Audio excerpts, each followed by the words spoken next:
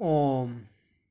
प्यारे बच्चों, आप लोग जानते ही हैं कि हम नैतिक शिक्षा विषय के पाठ नंबर 4 का अध्ययन कर रहे हैं, जिसका नाम मैं आपको बता चुका हूँ, क्योंकि आधे से अधिक ये पाठ हमने पढ़ लिया है, समझ लिया है। तो इसका नाम है मूल शंकर का गृह त्याग और गुरुदक्षिणा। तो आप लोग जानते ही हैं कि मूल शंकर जो था वो बचपन का नाम जो था स्वामी दयानंद का था। और उन्होंने कितने वर्ष की आयु में गृह त्याग किया, उनका गृह त्याग करने का क्या उद्देश्य था, फिर इसके बाद उन्होंने क्या किया, वो किन किन स्थानों की यात्राएं किए, और किससे उन्होंने संन्यास की दीक्षा ली। तत्पश्चात उन्होंने नाड़ी छेदन किया एक मृत शरीर का, इत्यादि विषय में हम पढ़ चुके हैं। और आज इसी कड़ी को क्रमशः आगे बढ़ाते हुए हम पढ़ेंगे इस विषय को। इस लंबे भ्रमण काल में स्वामी दयानंद देश की धार्मिक, सामाजिक, राजनीतिक, आर्थिक स्थिति से भली भांति परिचित हो चुके थे।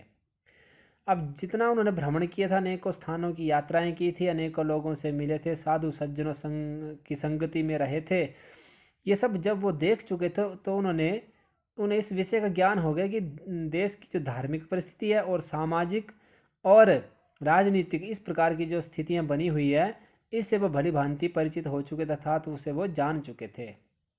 उन्होंने निश्चय किया कि बिना गंभीर ज्ञान पाए देश में किसी प्रकार के सुधार और परिवर्तन के लिए आंदोलन नहीं चलाया जा सकता। इससे वो समझ गए थे कि इस देश में यदि किसी प्रकार का सुधार करना है, देश की व्यवस्था को सुधारना है, तो वो बिना गंभीर ज्ञान प्राप्त किए नहीं हो सकता, अर्थात वो सुधार नहीं हो सकता। फलतः वे मथुरा में दंडी स्वामी बिरजानंद की सेवा में पहुंचे और वहां लगभग 3 वर्ष तक गहन अध्ययन किया। और अंत में क्या हुआ कि वो मथुरा में पहुंच गए। वहां पर स्वामी बिरजानंद जी, दंडी स्वामी बिरजानंद जी रहते थे, उनकी सेवा में पहुंच गए और वहां पर उनके पास उन्होंने कितने वर्ष अध्ययन किया? 3 वर्ष। बच्चों, ये प्रश्न भी परीक्षा में पूछा जाता है कि स्वामी दयानंद जी ने अथवा स्वामी मूल शंकर ने ये दंडी स्वामी बिरजानंद जी के पास कितने वर्ष तक अध्ययन किया था, तो इसे भी आप ध्यान से पढ़ेंगे।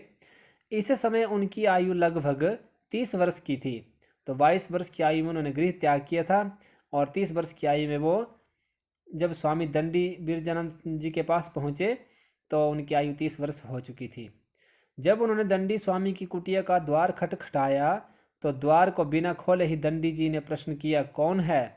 तो अब जब वो दंडी स्वामी की कुटिया के पास गए तो उन्होंने दरवाज़ा नॉक किया, अर्थात दरवाज़ा खटखटाया, तो स्वामी जी ने अंदर से बिना पूछे ही, अर्थात बिना दरवाज़ा खोले ही प्रश्न कर दिया कि कौन है?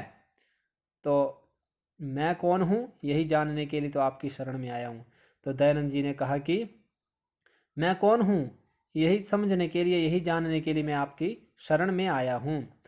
दयानंद के इस उत्तर से गुरु समझ गए कि वे सच्चा शिष्य है। निस्संदेह गुरु ने उनको उनका अभीष्ट ज्ञान प्राप्त करवा दिया।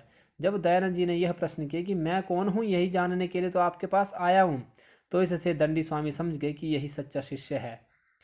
अर्थात तब उन्होंने उनको जो जिस अभीष्ट ज्ञान की वो प्राप्ति करना चाहते थे, स्वामी दयानंद उस ज्ञान की प्राप्ति उन्होंने उसको करवा दी।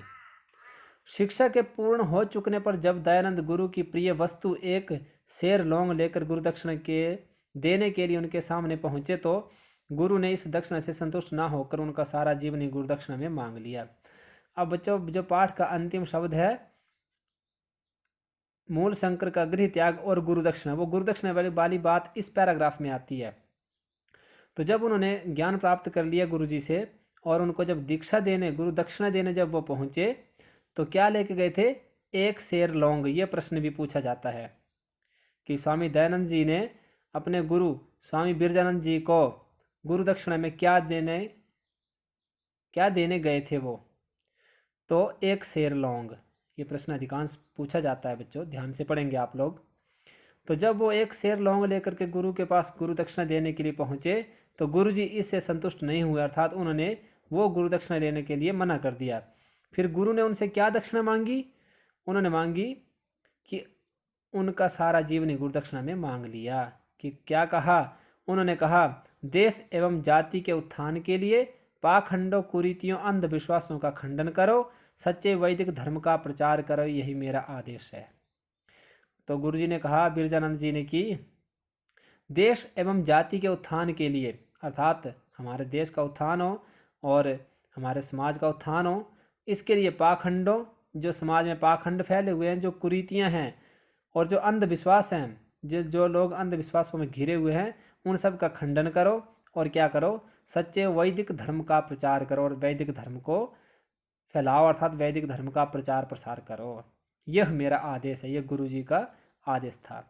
गुरु भक्त शिष्य ने गुरु की आज्ञा के सम्मुख सिर झुका दिया और उन्होंने, गुरु भक्त किसने, स्वामी दयानंद जी ने अपने गुरु बिरजानंद जी के आगे सिर झुका दिया, अर्थात वो आदेश से स्वीकार कर लिया और वे देश तथा समाज को अंधविश्वासों की बेड़ियों से मुक्त कराने के लिए और निर्भीक भाव से सत्य धर्म का प्रचार करने के लिए निकल पड़ा।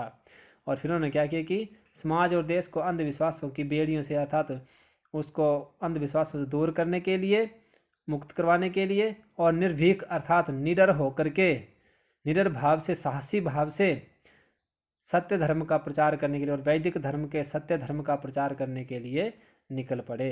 तो बच्चों, मैं उम्मीद करता हूँ कि आपको ये पाठ समझ आया होगा और आप इसे एक बार फिर से पढ़ेंगे और समझेंगे। इसके बाद हम इसका अभ्यास कार्य करेंगे। तो आज के लिए इतना ही काफ़ी। इति ओम शम।